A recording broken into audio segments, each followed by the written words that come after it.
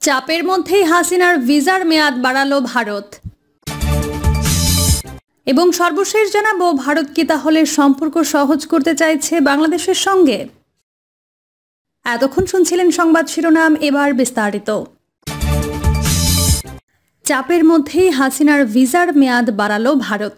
Doctor ইউনূসের অন্তর্বর্তী সরকারের পক্ষ থেকে সাবেক প্রধানমন্ত্রী শেখ হাসিনাকে ফিরিয়ে দেওয়ার দাবি থাকলেও তার ভিসার মেয়াদ বাড়িয়েছে ভারত। এ বিষয়ে ভারতের সংশ্লিষ্ট কর্মকর্তারা জানিয়েছেন, শেখ হাসিনার ভিসা বাড়ানোর সিদ্ধান্ত শুধুমাত্র ভারতে তার অবস্থান সহজ করার জন্যই নেওয়া হয়েছে। তারা আরও জানিয়েছেন, ভারতের শরণার্থী ও আশ্রয় সংক্রান্ত কোনো নির্দিষ্ট আইন নেই, তাই শেখ হাসিনাকে ভারতের শরণার্থী হিসেবে আশ্রয় দেওয়া হয়েছে মর্মে যেসব অনুমান নির্ভর খবর ছড়াচ্ছে তার সঠিক নয়। ভিসা বাড়ানোর প্রক্রিয়ায় ভারতে কেন্দ্রীয় স্বরাষ্ট্র মন্ত্রণালয়ের অনুমোদন প্রয়োজন ছিল। এই প্রক্রিয়া আঞ্চলিক বিদেশী নিবন্ধন অফিসের মাধ্যমে সম্পন্ন হয়েছে। যদিও বিষয়টি নিয়ে বিস্তারিত কোনো তথ্য প্রকাশ করা হয়নি। বাংলাদেশের বর্তমান অন্তর্বর্তী সরকার গত 23 ডিসেম্বর ভারতের পররাষ্ট্র মন্ত্রণালয়ে একটি আনুষ্ঠানিক নোট পাঠিয়ে শেখ হাসিনাকে দেশে ফেরত পাঠানোর অনুরোধ জানায়। এদিকে বাংলাদেশের ইমিগ্রেশন ও পাসপোর্ট বিভাগ জুলাই মাসে বলপ্রয়োগ ও হত্যার অভিযোগে শেখ হাসিনা সহ 97 জনের পাসপোর্ট বাতিল করেছে। বাংলাদেশের সরকারের মুখপাত্র আবুল কালাম আজাদ মজুমদার জানিয়েছেন, গুমের সঙ্গে জড়িত 22 জন এবং বলপ্রয়োগ ও হত্যায় জড়িত থাকার অভিযোগে আরও 75 জন সহ মোট 97 পাসপোর্ট বাতিল করা হয়েছে। বিষয়গুলোকে শেখ হাসিনার প্রত্যর্পণের জন্য ভারতের ওপর চাপ প্রয়োগের কৌশল হিসেবে দেখছে নয়াদিল্লি।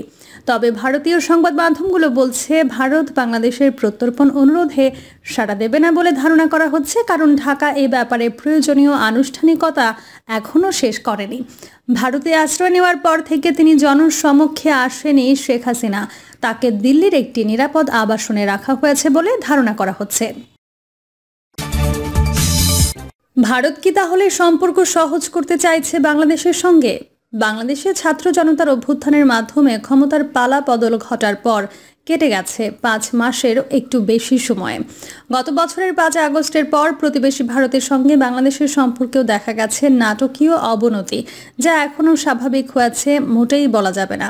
গত কয়েক মাসে দুটি দেশের সরকার নিজেদের মধ্যে যে ঠিক বন্ধু প্রতি ব্যবহার করেনি, সেটাও দিনের আলোর মতো স্পষ্ট। তার সত্ত্বেও সম্প্রতি এমন কিছু কিছু লক্ষণ দুপক্ষ থেকে দেখা যাচ্ছে, যা থেকে দিল্লিতে অন্তত কোনো কোনো পর্যবেক্ষক ধারণা করছেন নতুন বছরে হয়তো দ্বিপাক্ষিক সম্পর্কে একটা উন্নতির সম্ভাবনা আছে। এর কারণটা খুব সহজ, তাগিদ আছে দুপক্ষেরই। ভারত ও বাংলাদেশকে যে পরস্পরের স্বার্থে নিজেদের মধ্যে কূটনৈতিক, স্ট্র্যাটেজিক বা অর্থনৈতিক ক্ষেত্রে মোটামুটি একটা সুসম্পর্ক রেখে চলতে হবে, এই উপলব্ধিটা ধীরে ধীরে আবার ফিরে আসছে এবং রাস্তাটা খুঁজে বের করারও চেষ্টা চলছে বলে পর্যবেক্ষকরা ধারণা করছেন।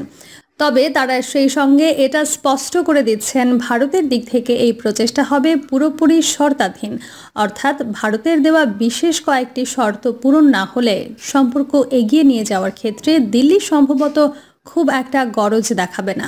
আর এর মধ্যে বাংলাদেশে হিন্দু তথা ধর্মীয় সংখ্যালঘুদের সুরক্ষা নিশ্চিত করা কিংবা পরবর্তী নির্বাচনে আওয়ামী লীগকে অন্তর্ভুক্ত করার মতো অতি স্পর্শকাতর বিষয়ও থাকতে পারে। সামরিক বা নিরাপত্তাগত স্বার্থের দিকটিও অবশ্যই গুরুত্ব পাবে। ভারতের পররাষ্ট্র মন্ত্রণালয়ও নতুন বছরে স্পষ্ট করে দিয়েছে, তারা ঠিক কোন ধরনের বাংলাদেশের সঙ্গে ইতিবাচক ও গঠনমূলক সম্পর্ক গড়ায় আগ্রহী। মানে সম্পর্ক চুকিয়ে দেওয়াটা যে কোনো অপশন নয়, প্রকারান্তরে দিল্লিও সেটা বুঝিয়ে দিয়েছে। পাশাপাশি গত কয়েকদিনে বাংলাদেশের সেনাবাহিনীর প্রধান কিংবা অন্তর্বর্তী সরকারের উপদেষ্টাদের বক্তব্যে ভারতের সঙ্গে সম্পর্ক নিয়ে যে ধরনের বার্তা এসেছে, সেটাকেও ভারত বেশ ইতিবাচক দৃষ্টিতেই দেখছে বলে আভাস পাওয়া যাচ্ছে। দিল্লিতে শীর্ষস্থানীয় সরকারি কর্মকর্তা ও নীতি নির্ধারকরা মনে করছেন, রাষ্ট্র হিসেবে বাংলাদেশ যে ভারত বিরোধী রেটরিক থেকে সরে আসার ইঙ্গিত দিচ্ছে, এটা একটা ভালো লক্ষণ, যা সুস্থ ও স্বাভাবিক সম্পর্কের পথ প্রশস্ত করতে পারে। আর অর্থনৈতিক বা বাণিজ্যিক ক্ষেত্রে দুদেশের সহযোগিতা যে পর্যায়ে পৌঁছেছে, সেটা খানিকটা অটো পাইলট মোডে বা স্বয়ংক্রিয়ভাবেই চলতে পারবে বলে ধারণা করা হচ্ছে, যাতে দুপক্ষের সরকারি হস্তক্ষেপের হয়তো তেমন প্রয়োজন হবে না। সামগ্রিকভাবে বাংলাদেশের সঙ্গে ভারতের সম্পর্কের গতি প্রকৃতি নিয়ে দিল্লিতে সরকার ও বিশ্লেষকরা কি ভাবছেন, তারই অনুসন্ধান থাকছে এই প্রতিবেদনে। দিল্লির সাউথ ব্লক যা বলছে, ভারত ঠিক কী ধরনের বাংলাদেশ দেখতে চায় এর জবাবে শেখ হাসিনার আমলে সাউথ ব্লক বারবার যে কথাটা বলতো তা হলো তারা একটি শান্তিপূর্ণ, স্থিতিশীল, সমৃদ্ধ ও প্রগতিশীল বাংলাদেশের পক্ষে, এবং আমেরিকাকেও সেই বক্তব্য জানানো হয়েছে। এই কথাটাকে অবশ্য শেখ হাসিনার প্রতি ভারতের প্রচ্ছন্ন সমর্থন হিসেবেই দেখা হতো, কারণ তার আমলেই বাংলাদেশ এই বিশেষ মাইলস্টোনগুলো অর্জন করেছে। ভারত সেটাও বিশ্বাস করত প্রবলভাবে। গত ৩রা জানুয়ারি দিল্লিতে ভারতের পররাষ্ট্র মন্ত্রণালয়ের নিয়মিত সাপ্তাহিক ব্রিফিংয়ে বাংলাদেশের সঙ্গে সম্পর্ক প্রসঙ্গে মুখপাত্র নতুন দুটি শব্দ যোগ করেন। মুখপাত্র রণধীর জয়সওয়াল একটি প্রশ্নের জবাবে বলেন, ভারতের পররাষ্ট্র সচিবের সাম্প্রতিক ঢাকা সফরের পরই প্রেস বিবৃতির আকারে এই মনোভাব স্পষ্ট করে দেওয়া হয়েছে যে ভারত একটি গণতান্ত্রিক, স্থিতিশীল, শান্তিপূর্ণ ও প্রগতিশীল ইনক্লুসিভ বাংলাদেশকে সমর্থন করে। তিনি বলছেন, এটাও বলা হয়েছে যে আমরা বাংলাদেশের সঙ্গে একটি ইতিবাচক ও গঠনমূলক সম্পর্ক গড়তে চাই, যা হতে হবে পারস্পরিক আস্থা, মর্যাদা, স্বার্থ ও একে অপরের উদ্বেগগুলো নিয়ে সংবেদনশীলতার ভিত্তিতে। বছর খানেক আগেকার চেয়ে ভারতের এই বক্তব্যের নতুন শব্দ দুটি হচ্ছে গণতান্ত্রিক আর ইনক্লুসিভ। বাংলাদেশ দ্রুত গণতান্ত্রিক পরম্পরায় ফিরুক এবং মানুষের ভোটে নির্বাচিত একটি সরকার সে দেশে ক্ষমতায় আসুক। প্রথম শব্দটির মধ্যে দিয়ে ভারত সেটাই বোঝাতে চেয়েছে বলে দিল্লিতে বিশ্লেষকরা মনে করছেন। আর অন্তর্ভুক্তিমূলক কথাটার মধ্য দিয়ে সে দেশের সমাজ জীবনে সংখ্যালঘুদের নাগরিক অধিকার নিশ্চিত করা এবং রাজনীতিতে সব ধরনের শক্তিকে ঠাঁই দেওয়ার কথাই বলতে চাওয়া হয়েছে বলে তারা ব্যাখ্যা করছেন। কিন্তু নতুন দুটি শর্ত যোগ করার চেয়েও যেটা গুরুত্বপূর্ণ তা হলো ৫ আগস্টের পর এই প্রথম ভারত প্রকাশ্যে বাংলাদেশের সঙ্গে একটি ইতিবাচক ও গঠনমূলক সম্পর্ক গড়ে তোলার আগ্রহ ব্যক্ত করেছে। গত বেশ কয়েক মাস ধরে সংখ্যালঘু নির্যাতন, আকস্মিক বন্যা ঘটানোর অভিযোগ ইত্যাদি ইস্যুতে লাগাতার সমালোচনা ও দুই সরকার প্রধানের মধ্যে বৈঠকের অনুরোধ নাকচ করার পর দিল্লির দিক থেকে এই পদক্ষেপ অবশ্যই তাৎপর্যপূর্ণ। পাকিস্তানকে নিয়ে সাবধান থাকতে হবে। ভারতের সাবেক শীর্ষস্থানীয় কূটনীতিবিদ তথা ঢাকায় ভারতের সাবেক রাষ্ট্রদূত ভিনা সিকরি মনে করেন, ভারত যে বাংলাদেশের সঙ্গে সহজ ও স্বাভাবিক সম্পর্ক চায় এর মধ্যে কোনো ভুল নেই, তবে এখন কয়েকটি বিষয় নিয়ে দিল্লিকে সাবধান থাকতে হবে।